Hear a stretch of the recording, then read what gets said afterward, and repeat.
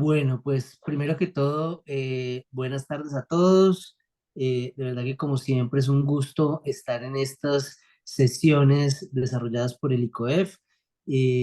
Agradecemos también a los nuevos miembros del instituto también por hacer parte de esta gran familia, hablando también de todo lo que nos envuelve alrededor de las empresas de familia. Para los que no me conocen, yo llevo trabajando ya en el entorno de empresas familiares, tal vez ya voy a cumplir unos 20 años, tal vez. Soy administrador de empresas, tengo una maestría en empresas de familia por la IAE de España. Eh, Actualmente hago parte de Family Firm Consulting, firma de consultoría pues, que hace parte del Instituto Colombiano de Empresa Familiar. También tengo el orgullo de representar al ICOEF en el Instituto Latinoamericano de Empresa Familiar, que también es un instituto que se viene fortaleciendo y donde Colombia también ha jugado un papel importante para la consolidación de lo que es el entorno de empresas familiares en la región. Particularmente me gusta participar en este tipo de charlas porque pues al final no es solamente cómo es el enfoque que nosotros vemos de determinada situación, sino también realmente es tener la posibilidad con colegas, con clientes, con empresas, con profesionales en este ecosistema de empresa familiar, de compartir conocimiento y también mirar las cosas desde otro punto de vista. El día de hoy quería compartir con ustedes justamente este tema, ¿no? Herramientas para la perdurabilidad de las empresas familiares. Entonces, si les parece, vamos arrancando y vamos viendo un poco el planteamiento que les traemos el día de hoy. Entonces, Lorena, si me ayudas, perfecto. Eh, a mí normalmente, digamos, como muchos me gusta también entrar en un proceso de reflexión, ¿no? Cuando estamos en este tipo de charlas y esta frase de Peter Drucker me encanta cuando dice la forma de predecir el futuro es creando. Y yo creo que si le das adelante, creo que uno de los grandes valores que tiene el empresario familiar es que justamente pasa de esas ideas, de esos sueños a hacerlo realidad, ¿no? Son las personas que yo diría que menos procrastinan en la vida a la hora de constituir una idea y convertirla en un negocio, en una empresa y algo que además no solamente vive mientras este fundador está, sino que algunas empresas logran realmente hacer el salto y la continuidad a muchas generaciones. Yo creo que hay un tema que parece muy obvio y que realmente cuando nosotros estamos en diferentes espacios, con clientes, con colegas, incluso en este tipo de escenarios de agremiaciones, a veces nosotros no nos cuestionamos esta pregunta. O sea, todos sabemos realmente lo que significa una empresa familiar y muchas veces nosotros hablábamos del significado formal en libros, en diccionarios, empresa familiar, y luego empezamos a hablar de lo que es la familia empresaria. Pero aquí, y si le avanzamos, aquí, por ejemplo, empezamos a mirar un poco el compendio desde donde nace, como lo decíamos, ¿no? O sea, la empresa familiar nace sobre alguien que transforma una idea y la convierte en realidad, sobre alguien que no se queda con negarse a esa realidad oscura, porque son personas que o se quedaron sin trabajo, por su nivel de estudios no se podían vincular a algún lado, o porque realmente vivían una problemática y una necesidad que convirtieron en oportunidad no solamente para ellos, sino para las personas. Pasa la siguiente. Mm, Luego empezamos a mirar realmente que las empresas de familia son un collage y un collage de muchas cosas, ¿no? Es una combinación, una mezcla perfecta. Y aquí trajimos algunos de esos componentes que durante todos estos años, trabajando con nuestros empresarios familiares, vemos como esos pilares fuertes, ¿no? El esfuerzo, el futuro, el compromiso, la solidaridad, la necesidad, la lealtad, la visión, la ilusión, la continuidad. Y que entender, digamos, estas mezclas también nos hace ver cuando la ecuación se descuadra, ¿sí? que aquí digamos que uno de los temas que estamos abordando es el garantizar, ¿sí? La continuidad de las empresas de familia y es que a veces cuando la mezcla se descompone es cuando empezamos a tener este tipo de problemas. Y la mezcla se descompone, por ejemplo, cuando empezamos a hacer estas transiciones generacionales o cuando vemos segundas generaciones donde incluso empresas de familias cerradas las ven como si fueran empresas que cotizaran en bolsa, ¿no? Entonces nosotros vemos segundas generaciones que están atados a temas de yo solamente voy a la asamblea de accionistas por mis utilidades cada año, no tengo ningún tipo de vinculación ni directa ni indirecta, yo sencillamente sé que tengo unas acciones, entonces voy por mis utilidades. Entonces allí vemos que también es muy importante conocer el propósito y el trasfondo, ¿sí? Del papel que juegan finalmente los pilares fundamentales, ¿no? Dale, por favor.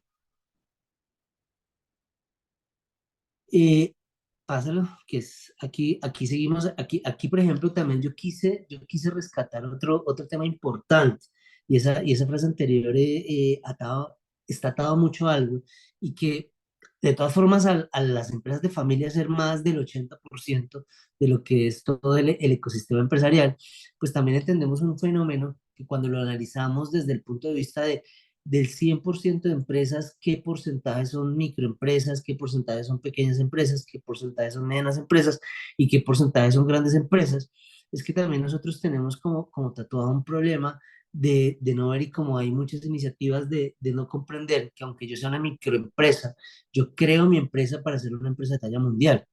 La grandiosidad a veces no está en el ADN latinoamericano, ¿sí? No está en ese promedio latinoamericano. O sea, nosotros vemos que si vemos mucho el esfuerzo, la berraquera, el emprendimiento, ¿no? Las ganas de salir adelante, las de montar una empresa, pero luego el pasar de microempresa, pequeña empresa, a mediana empresa, gran empresa, allí es donde nos vamos quedando, ¿no?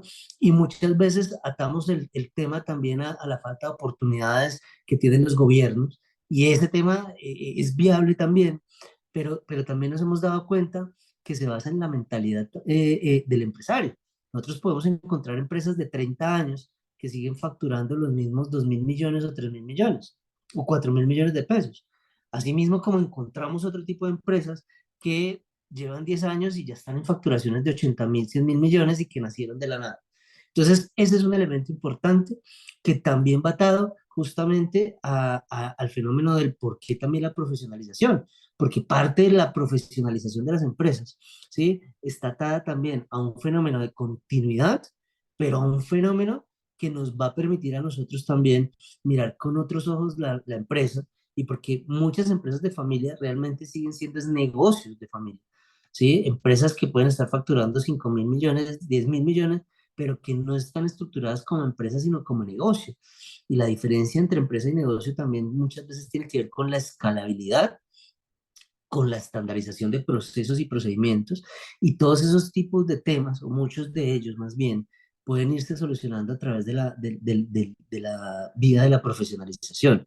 Nosotros normalmente, como concepto de las empresas de familia, trabajamos mucho el tema de profesionalización, atado también a lograr generar pasos exitosos hacia las segundas generaciones, atado a cómo nosotros vamos entregando una empresa, ¿sí? Mucho más organizada, pero también una estructura societaria mucho más acorde para que logre dar el salto a una segunda, a una tercera generación.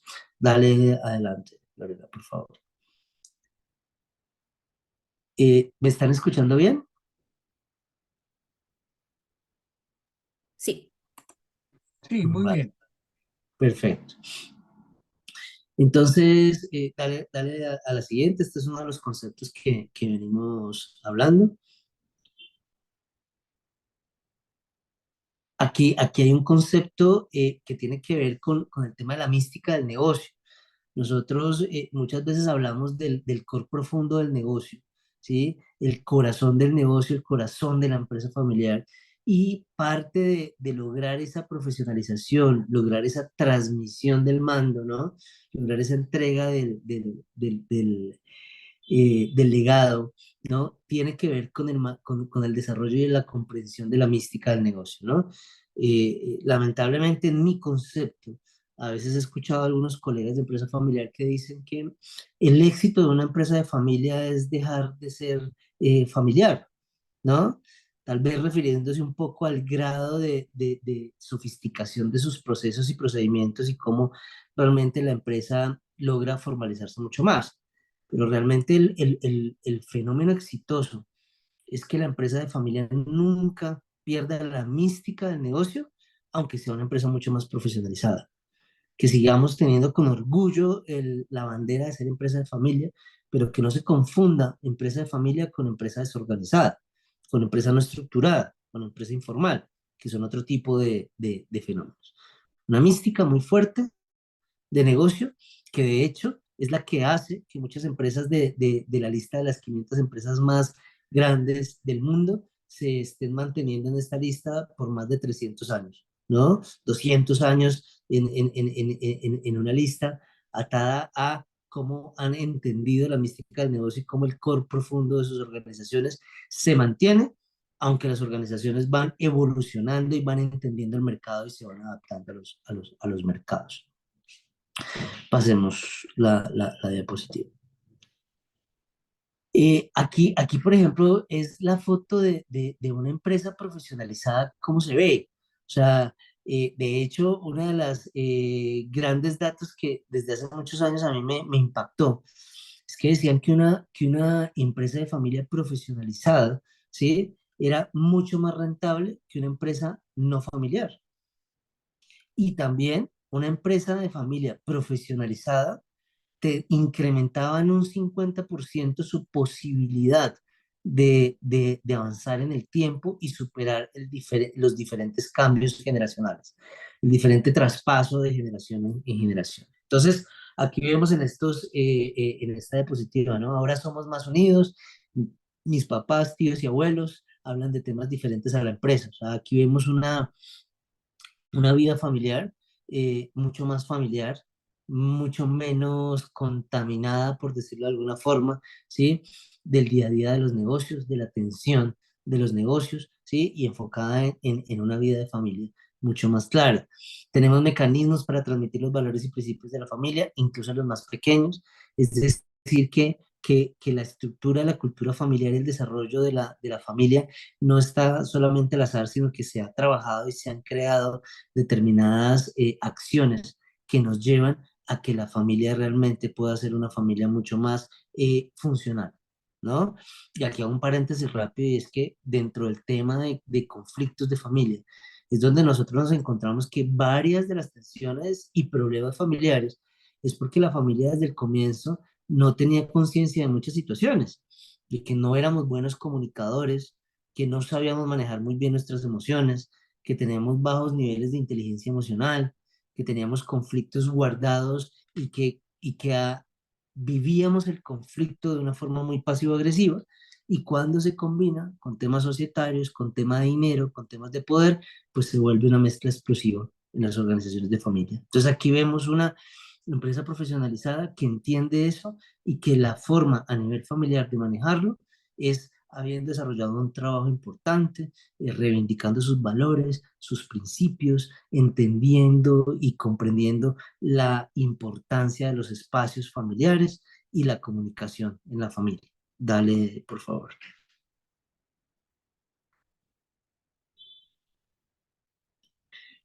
Construimos juntos la estrategia de la familia, es lo que decíamos, tenemos un plan de familia, ¿sí? No sé a los colegas y luego lo preguntaba más adelante, pero cuando nosotros llegamos a trabajar con las empresas de familia o incluso en este tipo de foros, uno pregunta, bueno, ¿cuántas familias tienen una estrategia de familia? ¿Sí? ¿Han construido esa estrategia de familia? Y realmente, por ejemplo, cuando vemos algo que tiene que ver con la estrategia de familia, que es el tema del protocolo, ¿sí? Nosotros seguimos viendo que las estadísticas que son pocas y las investigaciones que son pocas en Colombia, del número de empresas de familia que tienen protocolo de familia, que tienen acuerdos entre accionistas, pues sigue siendo una cifra muy baja, ¿sí?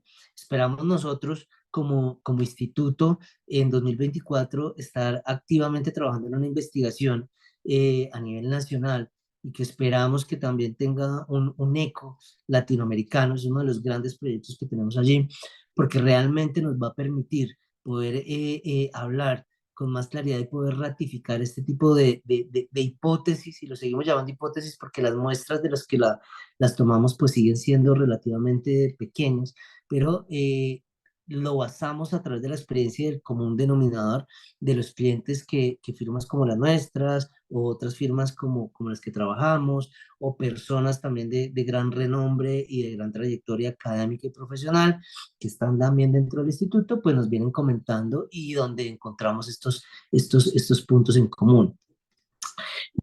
Entonces vemos por allí que una empresa profesionalizada tiene este tipo de prácticas, y tiene este tipo de prácticas que no solamente se queda en la generación, digamos, actual que gestiona, sino que realmente ya es un procedimiento que las siguientes generaciones tienen también institucionalizado. Mi formación profesional no es afín con la actividad de la empresa, sin embargo, me capacito para tomar mejores decisiones como accionistas. Entonces, este tipo de empresas, ¿sí? También tiene dentro de su ADN ya la consigna de ser un accionista responsable, un accionista, como decimos nosotros, el accionista ideal de una empresa familiar, ¿no? Que ya sabe que su libertad y su libre albedrío, ¿no? Viene también con una serie de responsabilidades. Tengo derechos dentro de mi empresa de familiar, mi familia empresaria, pero también tengo deberes. Y mis deberes no me obligan a tener que estudiar algo totalmente afín a la carrera, pero sí me da la responsabilidad de ser un buen propietario y de ser un buen accionista, y para ello también tengo que tener cierto tipo de formación, y tengo que realmente tener cierto nivel de conocimiento del espacio que ocupo dentro del sistema familiar y empresarial. Adelante. Desde que contamos con la junta directiva, nuestra gestión de la empresa se enfoca más en el futuro y menos en el día a día. Contamos con los mecanismos que permiten controlar el riesgo del patrimonio familiar. Acá un tema que cada vez está tomando mayor interés y mayor fuerza en las empresas de familia tiene que ver también justamente con la parte de compliance, con la parte de riesgos. De todas formas, en las empresas, digamos en general, y en la gestión empresarial, el mapa de riesgos sigue siendo relativamente nuevo, y ni qué hablar del mapa de riesgos en una empresa familiar.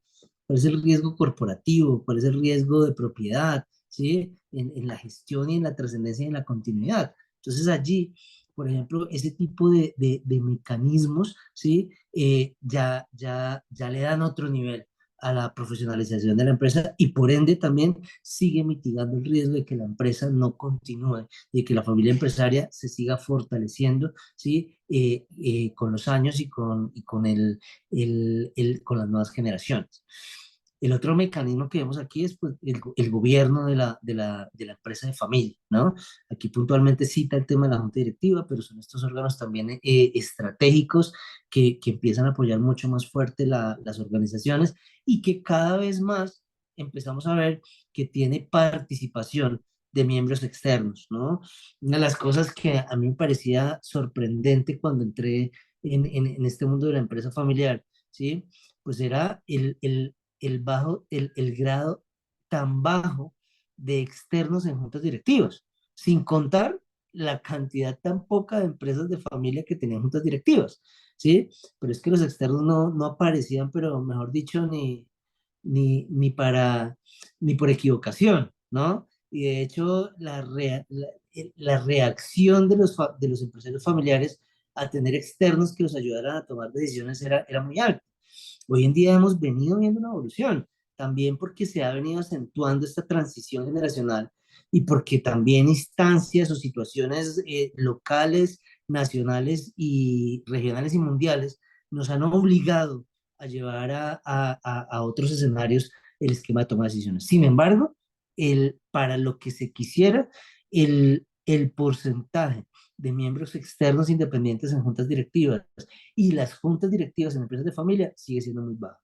Pese a que el acelerador, y eso es un buen síntoma, ¿sí? Se está fortaleciendo. Sí vemos que hay un tema importante en que todavía hay un camino muy largo por recorrer en el tema de juntas directivos, ¿vale? Sigamos.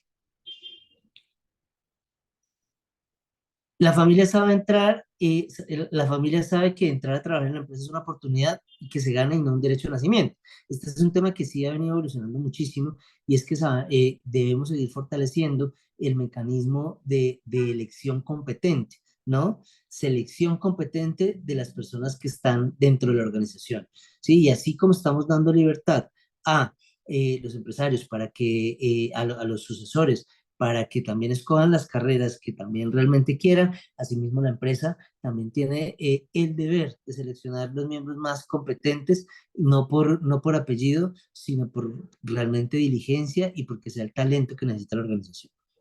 Adelante.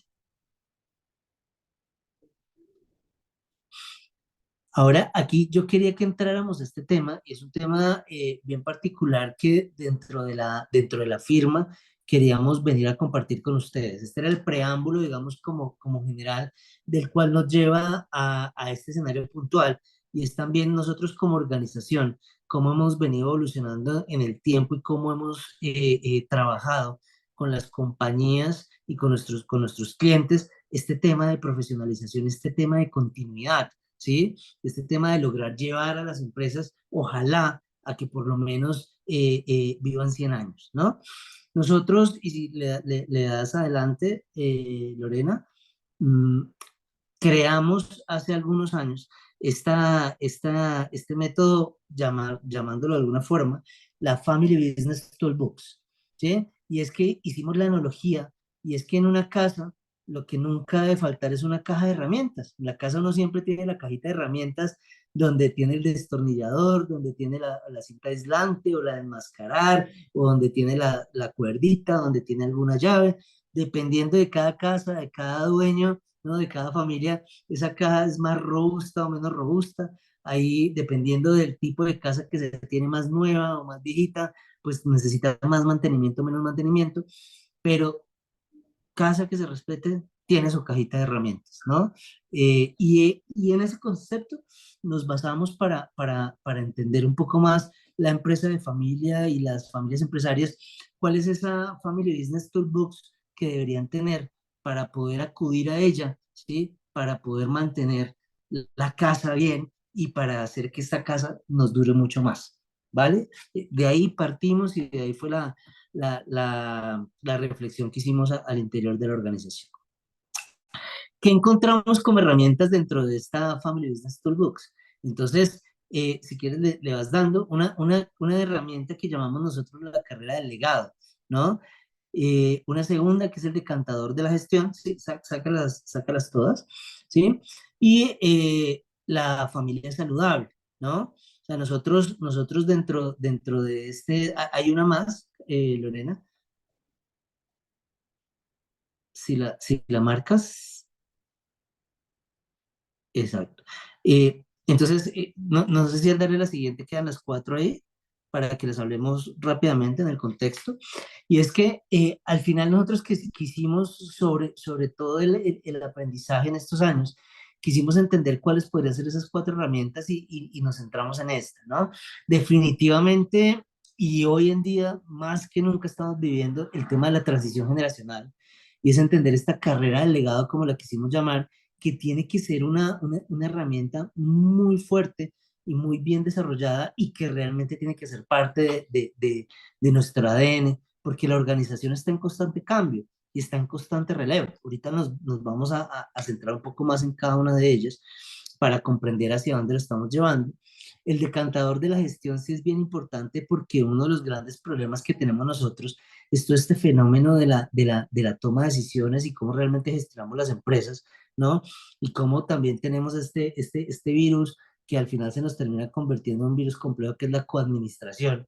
Y en la primera generación no es tan relevante porque al final las empresas de familia casi que la mayoría arrancan teniendo gerente general con moto, ¿no? Así como la propaganda de vivienda, ¿no? El gerente arranca haciendo de todo, ¿no?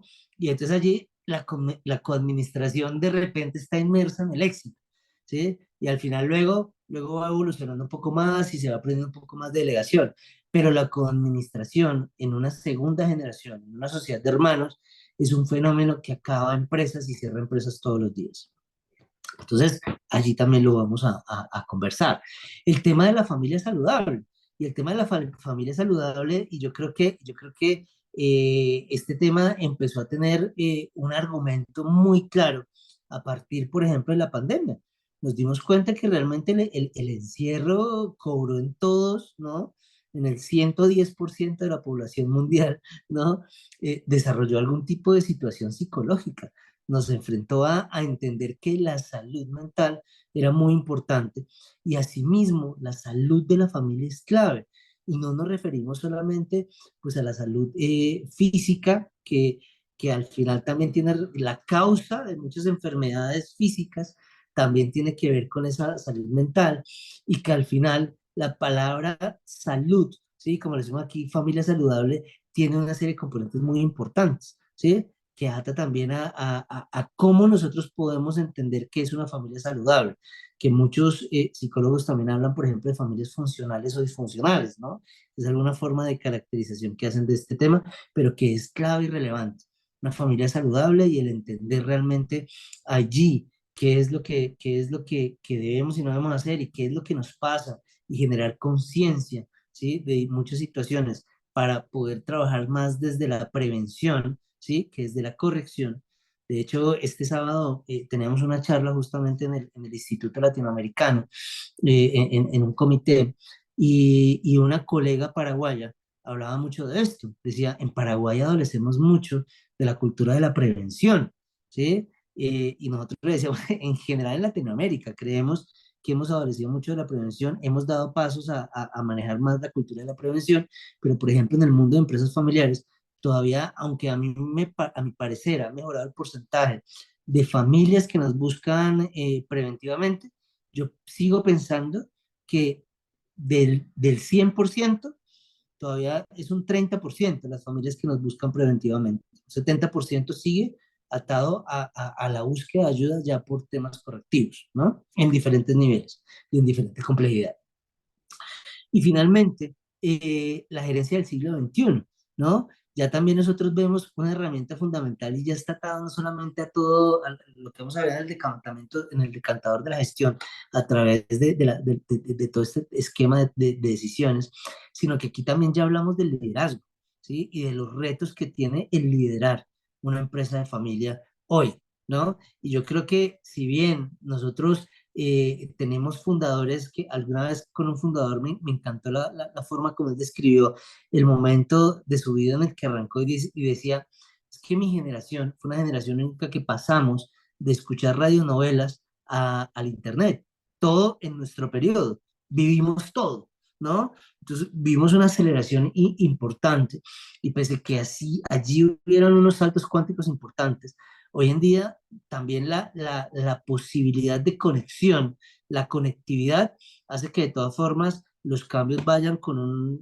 el pie metido en el acelerador a 180 kilómetros por hora, ¿no? O sea, es impresionante el tema por ejemplo, de cómo van evolucionando las cosas. Este año, por ejemplo, una de las que más nos llama la atención, por ejemplo, es el tema ya de la aplicabilidad de la inteligencia artificial en el día a día o este tipo de motores decisionales, este tipo de herramientas que ya vinculados a muchos ámbitos, como hacia noviembre del año pasado nos dicen, el chat GPT, que es una herramienta ya libre, que se puede desarrollar a junio de este año, donde ya tenemos múltiples software con inteligencia artificial en mayor o menor medida que hacen un montón de cosas, ¿no? Y qué nos esperará en diciembre, ¿no? Aquí nosotros ya decimos, esto va a un salto cuántico trimestral, ¿no? Entonces, más que nunca, tenemos que entender también cuáles son esos retos de liderazgo y cómo las empresas de familia se van reposicionando o se van reestructurando en toda esta velocidad. Bien, entonces, pásala por favor. Bien, entonces, por ejemplo, cuando arrancamos con el tema de la carrera del legado, y yo quería como, porque pues al final sé que dentro del instituto y dentro de las personas que comparten con nosotros, hay personas que conocen ya mucho de todos estos temas de transición y de sucesión. Yo quería acá que lo entendiéramos con otro tipo de analogías también, y por eso quisimos poner el tema de la carrera del legado. Es que si bien nosotros podríamos comparar cuando la primera generación le entrega a la segunda, ese relevo generacional, ¿sí? Como una carrera de relevos, ¿no? Cuando se hace uno a uno y el que va corriendo y el que va desarrollando todo eso, hay otro corredor que ya está listo, fresco, tranquilo en la entrega. Ese mismo relevo no funciona en mi punto de vista en una segunda generación, porque en la segunda generación cambiamos de deporte. Aquí pasamos, ¿sí? De atletismo a ciclismo, ¿sí? Y en ciclismo hay un relevo que se llama un relevo circular, porque depende de cómo va el grupo, porque ya es un grupo, ¿no? Al final de la primera generación, pues va el fundador ahí corriendo, ¿no? Sí, pero ya en las segundas generaciones encontramos ya más de un accionista, por definición, y vemos que realmente aquí es un grupo al tiempo, todos corriendo, todos dándole, ¿no? Porque independientemente que haya unos que son accionistas, otros que están en la gestión, pues todos están metidos en el mismo barco, ya todos son accionistas, ¿no? Y todos deberían tener un papel determinado, ¿no? O tener su rol claro. Entonces vamos allí, entonces hay alguien que está en la punta, pero de repente también cuando tenemos coliderazgos, ¿no? Entonces vemos que la punta no necesariamente la está desarrollando la misma persona al tiempo, hay que cortarle el viento al líder para que no pierda el impulso, entonces también cómo apoyamos al líder desde juntas directivas, ¿sí? Entonces miren que el mecanismo y la comprensión de cómo es esta transición de liderazgo, cómo es este relevo generacional permanente, ¿sí? Porque al final también depende de las circunstancias, cómo vamos generando esa punta en ese lote, digamos, ¿sí? Yo no soy muy experto en el ciclismo, pero de lo que he podido ver de este tipo de prácticas, pues me gustó mucho poderles traer esta analogía para poderlo entender mucho mejor. Entonces, miren que ahí ya pasamos de un relevo simple, ¿sí? A un relevo circular, ¿sí? Y estas son estrategias diferentes. Independientemente de lo que yo como corredor, yo como parte de ese lote o como ese atleta, tengo que entender de cuáles son los componentes en la carrera, ¿sí? Y es que la carrera en sí, le explican a uno que el correr tiene varias partes, ¿no? La parte que es la amortiguación, el apoyo, ¿no? Y lo que es ya también la solidez y el vuelo, ¿no? Entonces, uno como corredor en su desarrollo también tiene que ver que si no cumple bien este tipo de pasos, puede uno caerse, puede uno perder velocidad, no estar haciéndolo eficientemente, puede sufrir una lesión temporal o indefinida. Y esto es lo que también pasa en esto. Aquí también tenemos que mirar que la carrera del legado tiene tanto un procedimiento en equipo como un procedimiento individual. Tiene unas responsabilidades de equipo como unas responsabilidades individuales y que tenemos que ser muy conscientes de que cualquiera de estos detalles que se altere, que no trabaje adecuadamente, que no se trabaje adecuadamente, nos puede significar problemas a futuro, a nosotros y a nuestro equipo que son nuestros accionistas, que es nuestra familia, que son nuestros sucesores o que son las personas que nos sucedieron en el mando, que son pues nuestros padres o nuestros abuelos, ¿vale? Listo, continúa Lorena, por favor. Llevándolo un poco a la práctica, ¿no? Y aquí ya en blanco y negro, nosotros sí tenemos que entender que definitivamente la dependencia es un elemento que tenemos que quitar, ¿no? Hay una frase que me gusta mucho que dicen, las personas se van, pero la institución prevalece, las instituciones prevalecen.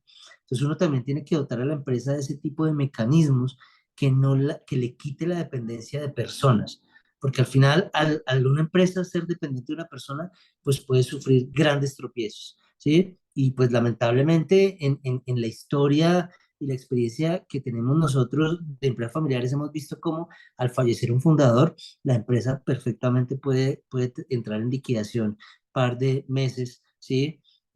Años o par de meses después del fallecimiento del mismo. Entonces, este es uno de los elementos claves atado a lo que les venía explicando, de comprender y de tener muy claro lo que significa nuestro rol en la continuidad y en este relevo generacional, y que es un tema al final, que además, por ejemplo, cuando estaba en la universidad viendo en mi maestría el tema de empleo familiar, nos decían es que un cambio generacional puede tardar 5 años a 10 años. Cuando yo empecé a trabajar con los empresarios de familia y les decía, es que un relevo puede durar 10 años, me hacían cara como, no, imposible, 10 años en una cosa, yo esperé que esto era 6 meses. Pues yo pensé que, mejor dicho, cuando yo quisiera entregar el mando, pues mi hijo ya en 2 meses lo asumía, ¿sí? Pero eso es en el imaginario de los fundadores o de los empresarios de familia, porque realmente la preparación, si ustedes se dan cuenta, la preparación toma tiempo. ¿Y por qué toma tiempo? Porque incluso uno va preparando a las siguientes generaciones, ¿sí? Incluso desde los 12 años, no para ser el gerente de la compañía, sino para entender lo que significa, ¿sí? Tener la cosmovisión de una empresa familiar, lo que significa entender en qué ecosistema estoy yo, ¿sí? Y cuál es mi realidad y mi bonita realidad, ¿no? Porque también en otra charla, perdón, ya aquí los años empiezan a cobrarle a uno a factura en el sentido de que le gusta a uno entrar a recordar muchas experiencias. Cuando estaba haciendo mis prácticas en España, un empresario, en un foro, un empresario español, ¿no? Decía, y bueno, y el fenómeno que estamos teniendo, ¿no? Es que se nos están yendo los sucesores para empresas multinacionales, ¿no? Y no tenemos cómo frenarlos. Y entonces otro le contesta y le dice, lo que pasa es que se nos está olvidando que debemos competir en sus mismos términos. Y es que ellos lo que hacen es enamorar a nuestros hijos para que se vayan. Y si ellos los enamoran, ¿por qué nosotros no? Hay que enamorar a las siguientes generaciones, ¿sí? Hay que enamorarlas, desarrollar un compromiso natural para que realmente persistan en el tiempo y para que la organización y el ser empresario, ¿sí? Pueda perdurar en las siguientes generaciones. Pásala, por favor. Y yo creo que cuando hablamos y conectamos el fenómeno de empresas de talla mundial, este es uno de los elementos que nosotros tenemos que seguir vinculando. A nosotros nos cuesta realmente en el día a día hablarle a nuestros directores, a nuestra familia, de que nuestra empresa va a durar 100 años y que nuestra empresa va a dar 50 años. Sobre todo cuando en entornos como el latinoamericano, donde a nosotros la vida nos está cambiando cada año, donde vivimos periodos de incertidumbre económica o política, ¿sí? Nos cuesta decir, pero ¿cómo voy a hacer un plan estratégico a 10 años?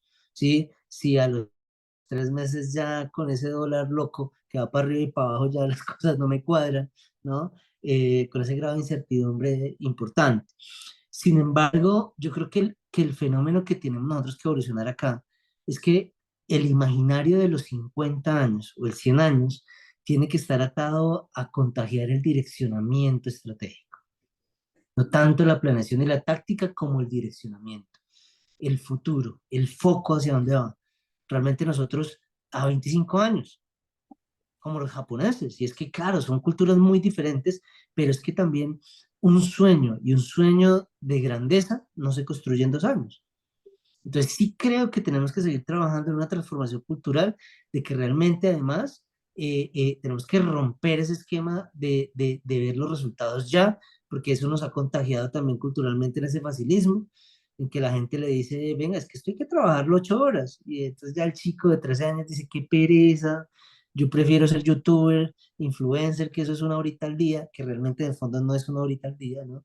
Pero sí, sí es esa cultura un poco del facilismo y esos polos opuestos que hay, ¿no? Porque aquí nosotros vivimos de los extremos, vivimos también una generación que viene trabajándose 12, 14 horas, a otras generaciones que lo quieren mucho más fácil, o dentro de eso, algunos subculturas de facilismo que incluso estas han llevado pues también a todo el mundo delincuencial, ¿no? Entonces, también si nosotros vamos rompiendo esos esquemas con empresarios familiares, ¿sí? Vamos creando una cultura de realmente tener visiones más largas y entender que incluso yo, esta inversión, este esfuerzo, lo estoy haciendo para que un nieto cobre los frutos de esto, ¿sí? Para que esa empresa, que seguramente yo no voy a ver, ¿sí? Tenga la magnitud y el crecimiento, ¿sí? Que va a tener por esos pilares que yo puse. Los grandes empresarios familiares, las historias detrás de los grandes empresarios familiares lo han pensado así. Yo tengo un empresario que decía, desde que yo pegaba ladrillos, ¿sí? Para otra compañía, me imaginaba mi empresa con 700 empleados. Y me imaginaba una constructora gigante. Y hoy en día, esa empresa, aunque él ya no está con nosotros, hoy en día es una empresa de más de 2.500 trabajadores, con una cobertura nacional e incluso con proyectos fuera de Colombia. Y es por ese tipo de sueños, por ese tipo de pensarnos en empresas de talla mundial y que realmente sea un fenómeno masivo, que sea lo que nos contagie, ¿sí? Porque ese tipo de contagio es el que deberíamos tener. No deberían ser raras las empresas, los empresarios, el crecimiento, las multilatinas, ¿no? Debería ser más de nuestro día a día. Bien, Lorena, por favor. Eh, yo creo que en este no voy a reparar tanto porque al final de lo que les he venido hablando es de romper esos paradigmas. Si se están dando cuenta, hablo de la cultura latinoamericana, de la cultura colombiana, de esos temas del facilismo, ¿no? Y de tener esa estructura de pensar a futuro y cómo lo podemos canalizar, ¿sí? No tanto hacia cambiar planeaciones estratégicas a 20 años, sino que tal vez en el direccionamiento estratégico sea mucho más profundo y definitivo, ¿sí? E involucrado en lo más profundo como es el ADN nuestro y de la organización. ¿Vale? Lorena.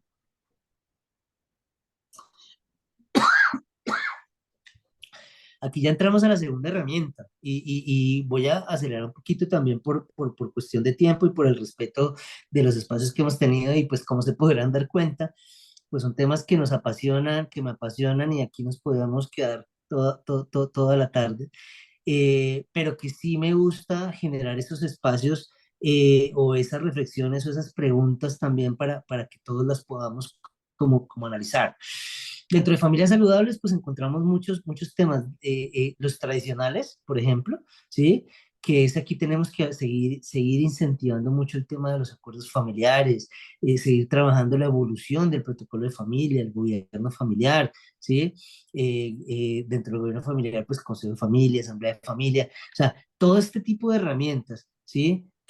Digamos, más o menos es de nuestras prácticas del día a día como consultores de familia o de las empresas que están empezando a tocar, pero que son herramientas que nos permiten a nosotros realmente lograr llegar a mejores entendimientos. Los acuerdos son fundamentales. La forma también de cómo nosotros empezamos a gestionar esos acuerdos, que es al final el gobierno familiar, cómo realmente nosotros entendemos que la organización, si nosotros le pudiéramos dar 32 horas al día, si el día tuviera 32 horas, las 32 horas se las llevaría, pero que finalmente el empresario exitoso es aquel que logra generar un equilibrio, es aquel que logra desarrollar una psicología tranquila, tanto para él como para su familia, logra a través del hogar, a través de la familia, crear empresarios sanos, crear empresarios funcionales, creando buenos hermanos, ¿sí? Buenos hijos,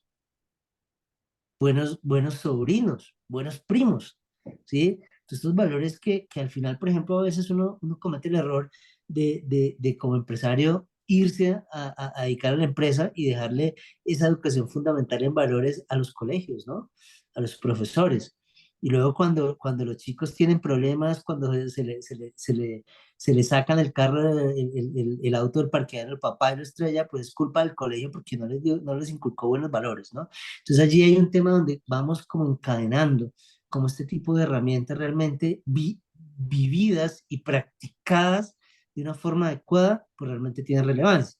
Y lo digo así porque también yo creo que no soy el único al que algún día le ha llegado un empresario de familia diciéndole, venga, yo necesito una consultoría en protocolo de familia, pero cámbiale el nombre por ahí uno de esos protocolos que usted ya está haciendo y le adaptamos unas cositas y ya, es que eso tampoco tiene tanto misterio, ¿sí? Realmente la construcción de este tipo de cosas tiene que ser una construcción de verdad, de profundidad y de compromiso para que realmente tenga cambios significativos. Y no solamente ello, no sé, y tal vez por allí de pronto José me corregirá, tal vez hace algunos años, tal vez podría ser 7, 8 años, Salvatore Tomaselli y Miguel Ángel Gallo sacaron una investigación que hablaba más o menos de por qué los protocolos de familia no funcionan. Así No fue. sé si fue, tal vez Sí, ya hace unos 8 o 9 años, ¿no? por esa Claro, época, sí, señor. y es allí donde veíamos eso, ¿no? Pues a que una de las mejores prácticas que nosotros invitamos a los empresarios familiares a hacer el protocolo, también vemos que realmente en el fondo el 50% del trabajo está en crear el protocolo de familia o tal vez un 40%, y el otro 50 o 60% tiene que ver en la implementación y el vivir el protocolo de familia, ¿sí? Y el saberlo llevar en el día a día. Eso es como el matrimonio. Y lo más fácil es ir a la iglesia o a la notaría a casarse. Lo difícil es todos los días después de la luna de miel, ¿no? Eso mismo pasa con el protocolo de familia y con estos acuerdos que desarrollamos. Y eso significa entender cuál es el gobierno, tanto familiar como de empresa, que nos va a respaldar. Pero aquí hablando de familias saludables es eso. Y a través de la creación de los consejos de familia, donde tenemos que entender que nosotros necesitamos talleres para comunicarnos, que hablar no es comunicarse, ¿sí? Que pese a que veamos al otro todos los días, nosotros como seres humanos estamos cambiando todo el tiempo. Si a veces nos miramos al espejo y nos desconocemos, ¿por qué los demás nos tendrían que conocer? Si a veces nosotros ni siquiera sabemos por qué actuamos como actuamos, hay días que nos levantamos bravos, emberracados y ni sabemos por qué los otros sí. Entonces, ese tipo de cosas necesita una reflexión y un entendimiento y una comprensión. Y ni qué hablar si tocásemos ya temas adicionales como lo podría ser el tema de las constelaciones familiares, que incluso habla de legados que vienen de otras generaciones. Entonces yo creo que aquí hay un esfuerzo importante que hacer, si quieres pasas Lorena, un esfuerzo importante que hacer en cómo nosotros gobernamos nuestra familia, ¿sí? Cómo nosotros también vamos a generar esas acciones que nos permita para mí, propósito, ser una familia saludable, ¿sí? ¿Qué herramientas como estas que cada día las conocemos más? Sí, pásalo, por favor. Como estas que cada día las conocemos más, pasando por otras que se nos complican un poquito y aunque las hablamos y las escuchamos, ¿no? Como el tema de la comunicación asertiva y entender que aunque todos los días nos vemos y que hablamos, eso no significa estarnos comunicando asertivamente.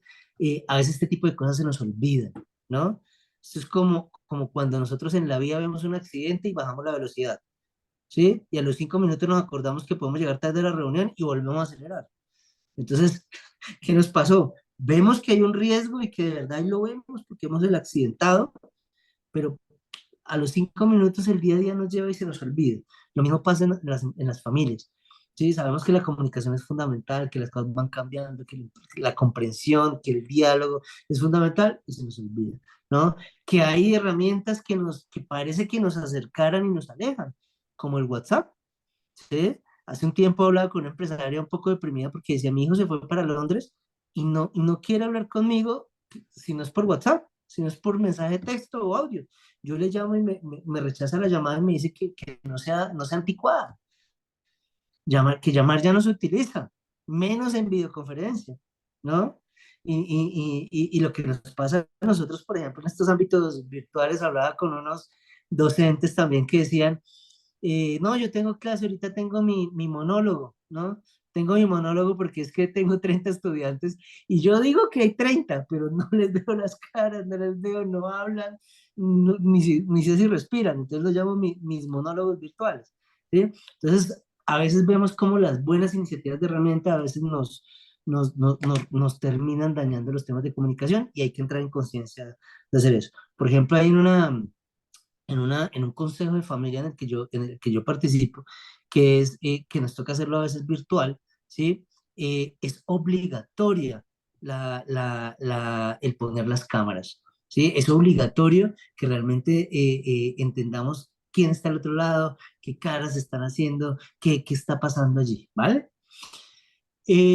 Pásalo, por favor. Esto ya lo hablamos en la interacción. Pásalo, por favor, también. Vamos un poquito también por cuestión de tiempo. Ah, bueno, esta es importante también y es romper también este paradigma romper estos paradigmas del ganar-ganar, por ejemplo, y es que a nosotros se nos olvida que el ganar-ganar implica también el ceder-ceder. Entonces, claro, cuando nosotros entramos a la familia a decir, bueno, ¿y qué me toca a mí? Porque es que tengo que ganar, pero nadie nos dice que el ganar significa también ceder, ¿sí? Aceptar. Entonces yo creo que este tipo de paradigmas son los que también tenemos que ir rompiendo para también generar pues principalmente esta parte en familia es muy importante, ¿sí? Pero también en general, en los acuerdos en la organización. Pásalo, por favor. Si quieres, vamos a... Exacto.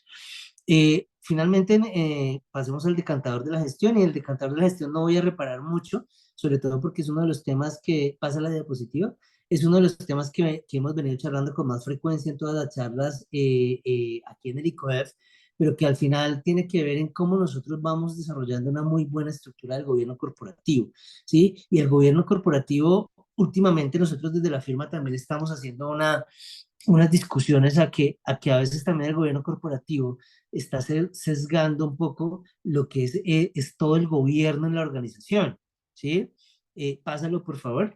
Y es decir, el gobierno corporativo habla hasta la gerencia, ¿no? El gobierno, nosotros hablamos asamblea de accionistas, junta directiva, gerencia general, y de ahí para allá es labor del gerente. Y muchas veces vemos, es como llevar hasta aquí, hasta el cuello, y luego a veces, ¡tum!, cortar aquí el cuello, porque asumimos que todo el esquema de toma de decisiones va a seguir marchando bien si estos tres organismos están trabajando bien. Pero lo que se nos olvida a veces es que el gobierno es como el sistema nervioso en el cuerpo humano.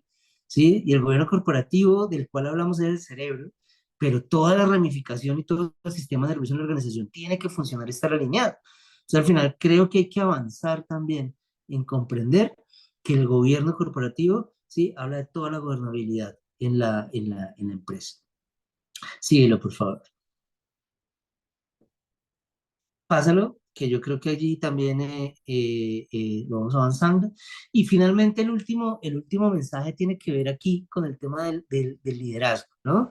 Y yo creo que aquí particularmente en esta herramienta, yo quiero parar en que finalmente, pese a que el tema de liderazgo no es un tema nuevo, y vemos que ahora estamos hablando también de liderazgo transformacional, liderazgo influenciador, nosotros a veces en las organizaciones de familia descuidamos el tema del liderazgo y comprender cuál es nuestro enfoque de liderazgo, ¿sí? Cómo lo podemos desarrollar, pero sobre todo con un fenómeno muy importante que está pasando en las organizaciones de familia, pasa la diapositiva, que es también el entregar el liderazgo externos a la familia. Es decir, ya vemos que en la siguiente generación por lo menos, no encontramos el gerente, y que tal vez ese gerente lo tenemos que salir a buscar afuera, ¿sí? Entonces, aquí nosotros también tenemos que entender cómo podemos organizar nuestra empresa para un gerente externo y saber que va a seguir siendo familiar. Y superar ese paradigma que si no hay un familiar liderando la organización desde la gerencia, eso ya no es empresa familiar o ya se nos acabó la empresa, porque es que yo tengo una empresa de arquitectura y todos mis hijos me salieron músicos, entonces ya se acabó acá la empresa.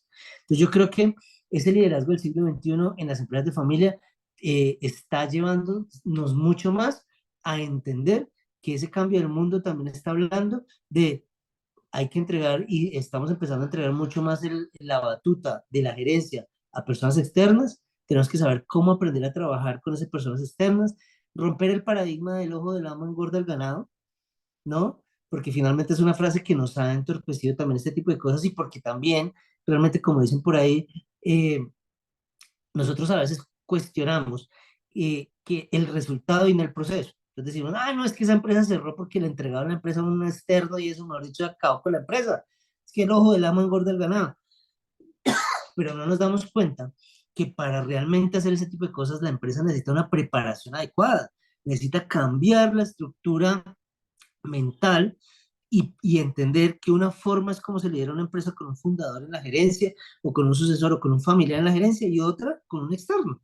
Y las grandes compañías familiares, las grandes empresas familiares, los grandes grupos empresariales familiares lo han entendido, si no, no habrían podido evolucionar.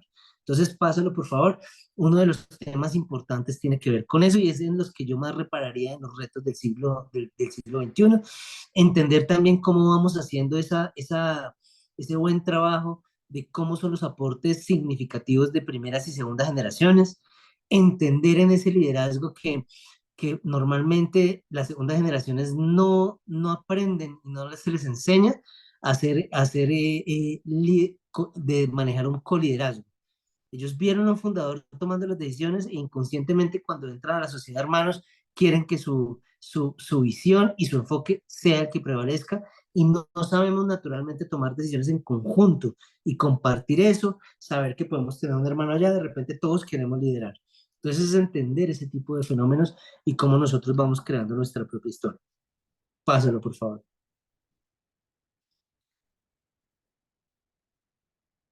Eh, Listo, pásalo también. Acá, pues son, exacto, está acá. Yo creo que el último tema y que lo veíamos en la diapositiva, también parte de la sostenibilidad arranca de cuál es la real, la verdadera fuente de rentabilidad, ¿sí? Y que proviene también del talento humano. Mucho tiempo lo hemos visto, pero hoy más que nunca, por ejemplo, el sector de tecnología, vemos como el tema de talento humano es fundamental, pero nuevamente vemos unas empresas basadas en el ser humano, pese a que estemos a punto de dar saltos cuánticos hacia todo el tema de inteligencia artificial, pero es que la inteligencia artificial jamás va a reemplazar al ser humano, ¿no? Y el calor humano, la motivación, la fuerza que el ser humano mete en las organizaciones, que se basa en el tema del liderazgo. Y como eso realmente bien enfocado, pues nos va a seguir generando pues empresas que continúen. Muchas gracias a todos. Nosotros pues tratamos aquí, corrí un poco en este último segmento para cumplir un poco con el tiempo. Aquí les ponemos también nuestro QR por si quieren saber más del tema de la Family Business Toolbox. Eh, Me despido con esta frase de Tolstoy: todos piensan en cambiar el mundo, pero nadie piensa en cambiarse a sí mismo. Aquí finalmente, si hay alguien que lo entiende, son las empresas de familia, donde los grandes cambios vienen al interior y donde también el gran legado y entrega de la generación saliente es realmente tener esa mente abierta para entender que finalmente el legado también parte del dejar ser a la siguiente generación. Bueno, entonces muchas gracias a todos. No sé si hay alguna pregunta. Sé que también ya vamos cortos de tiempo. ¿Cómo les pareció la charla? Eh, si quieren, quitamos un poco de pronto ya la presentación y miramos algunas caras, ya para despedirnos. Por allí en el chat estoy viendo también varios mensajes. Muchas gracias a todos también. Por acá varias caras conocidas. Muchas gracias a todos por participar. También saber que estas charlas las estamos grabando y las tenemos también para los repositorios del ICOEF.